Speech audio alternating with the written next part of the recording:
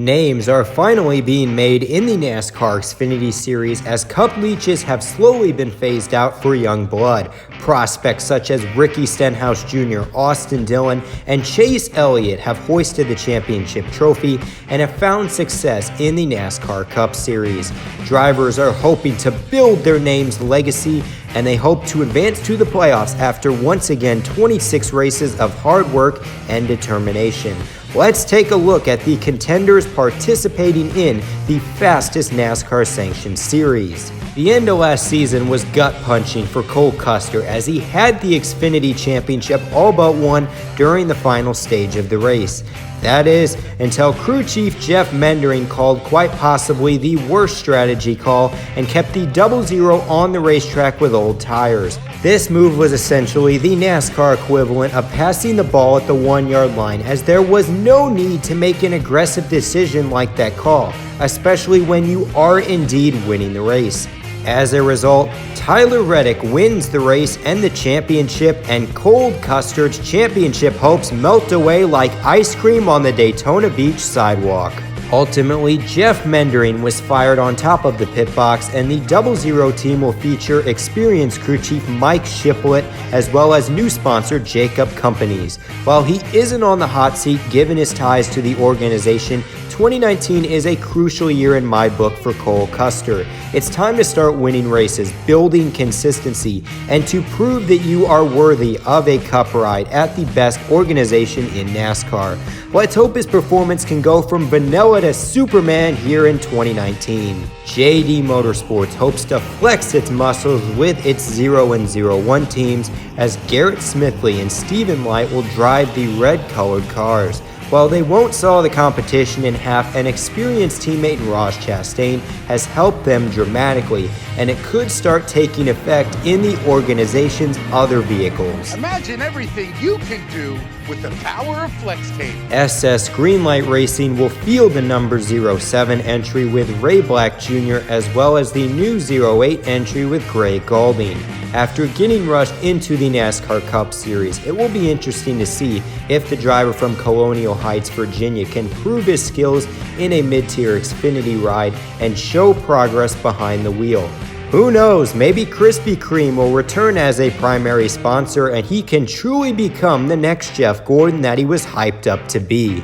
Over the past 2 seasons at Junior Motorsports, Michael Annett has only earned 1 top 5 and 10 top 10 finishes. And you want to know how he gets rewarded in this situation? He gets a multi-year extension from Dale Earnhardt Jr. as well as a number change to the number 1. Seriously? Adding in the fact that he missed the playoffs last season, this is all forgiven thanks to Pilot Flying J continuing to fund his career even when he shows absolutely no signs of competitiveness in NASCAR. When you find out the owner of the company has lost 75 football games since 2012, this move makes more sense. So anyways, Michael Annett is here to stay, and it's time to start backing up the top dollar with performance on the track. Travis Mack takes over the head crew chiefing duties, which I would consider a solid hire to replace Kevin Mendering. With that said, I still can't see this team going forward with Annett behind the wheel. Brace yourselves for another season of mediocrity and finishing lower in points than underfunded drivers in garbage equipment.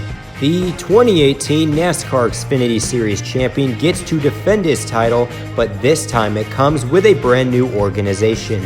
Tyler Reddick heads to Richard Childress Racing and will be the sole driver competing for the driver's title for the organization. While RCR is a step down from Junior Motorsports, the number 2 car saw a consistent campaign with Matt Tifft behind the wheel last season.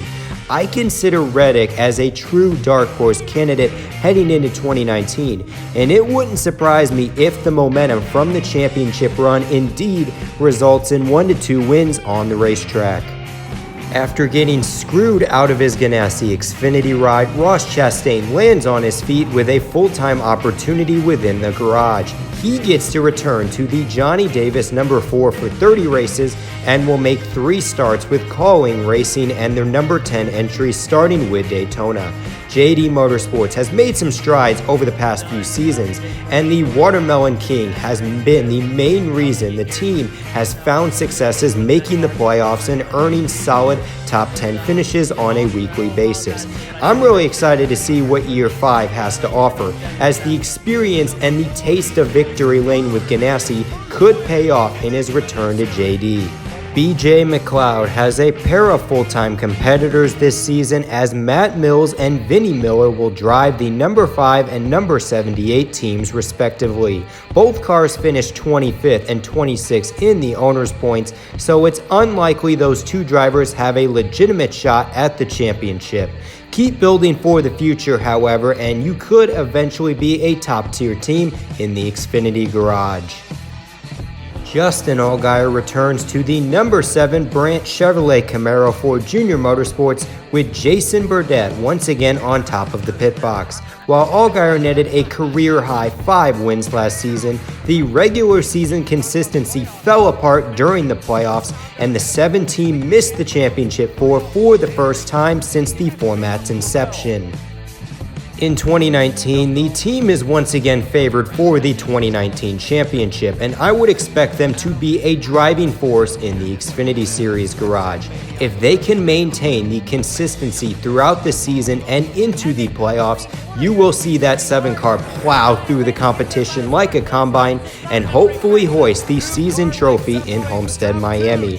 For Allgaier fans this season, I expect 2019 will be fairly similar to 2018, except he will have a lot less room in that trophy case when it's all said and done. Whenever Dale Earnhardt Jr. signed Noah Gragson to the organization last September, I was certainly scratching my head. First off, Noah Gragson wasn't even considered a top talent at KBM, as in 2 full-time campaigns, he only netted 2 wins behind the wheel. In addition, he was also largely inconsistent, and he made aggressive and sometimes idiotic moves that further put his reputation down as a top prospect. As for the second part, Gragson has a very undisciplined personality, and some of his words and antics have raised eyebrows to say the least. While I don't mind some of his behaviors, after all, character can be a great thing in the sport of NASCAR. With that said, you have to relate back to the relationship between Kyle Busch and Hendrick Motorsports in 2007, as Kyle Busch was shown the door because his ego was getting out of control. To me, Noah Gragson doesn't exactly fit into this organization, which could cause problems down the line. So anyways, onto this season, as Noah Gragson gets to pilot the number 9 car with crew chief David Allens on the pit box. This is the same core that led William Byron and Tyler Reddick to back-to-back titles, and this is certainly a top opportunity for Gragson to prove he is indeed a top talent. We'll have to see if this move ends up a success, or whether or not it becomes as big of a failure as Noah Gragson's move on the Trophy Girl in Victory Lane. The man of luck in the Truck Series, Justin Haley, climbs up the ladder to the green number 11 Leaf Filler Chevrolet Camaro for Colleen Racing. Over the past few seasons, Blake Cook has done an incredible job building the race team into a consistent playoff entry, and I see this continuing with Justin Haley behind the wheel. Hopefully he can change his luck in the Xfinity Series, however, and win a race without NASCAR intervention. One thing that I have learned about Brandon Jones over the past few seasons is that he is truly a driver with 9 lives. No matter the failures at RCR and Joe Gibbs Racing, J.R. Jones will continue to throw money into saving his racing career and providing him with the best opportunities in NASCAR, even though he has squandered every single one. Brandon Jones returns to the number 19 for Joe Gibbs Racing after a mediocre 2018 campaign that saw him earn only 2 top 5s. Even though he will probably just underachieve, my expectations are fairly simple for the driver out of Atlanta, Georgia. Win a race and become a championship contender. he is on the same team as Christopher Bell, and it's time to make the most of this opportunity. In terms of top prospects, none are tearing up the NASCAR circuit even remotely close to Christopher Bell. His 7 wins last season broke the Xfinity rookie record set by Dale Jr., and he was able to go head-to-head with Brad Keselowski and Kyle Busch on a weekly basis. Despite a dominating season, the 20 team had a slew of inconsistencies, and Christopher Bell netted only 20 top 10 finishes and a staggering 6 DNFs during the campaign.